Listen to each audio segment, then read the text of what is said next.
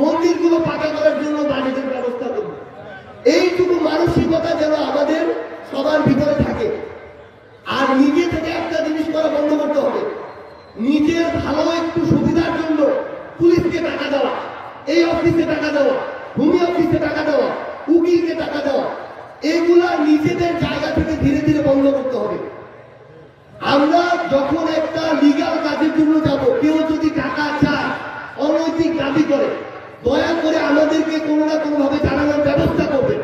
ওই চেয়ারে সে কিভাবে বসে থাকে সেটা আমরা তখন দেখব। আমরা আমাদের এখানে মাননীয় উপদেষ্টা মহোদয় এসেছেন, আমরা তার কথা শুনবো। আমাদের আরো অনেক কথা বলার সময় হবে।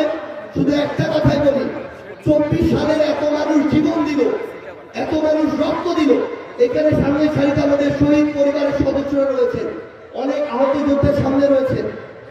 এই মানুষগুলোকে ধারণ করে আমরা শুধু একটা জিনিস মাথায় রাখবো, আমরা যেমন নেতা তৈরি করব, আমাদেরকে নেতা ওইরকম ভাবেই শাসন করবে, আমাদেরকে আমাদের এলাকা ওইভাবেই চলবে, ওইভাবে উন্নতি হবে।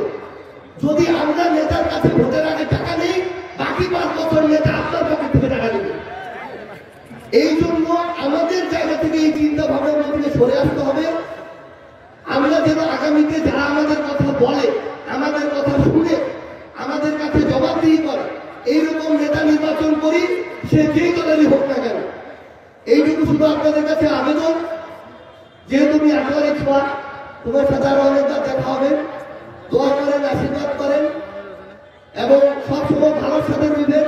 তাই আছে, কেউ যদি জনগণের কথা না শুনে, জনগণের কথা না বলে, ব্যক্তি স্বার্থ নিজের আখের গুছায়, তাদেরকে এইভাবে শেখ হাসিনার মতো এলাকা ছাড়া করতে হবে।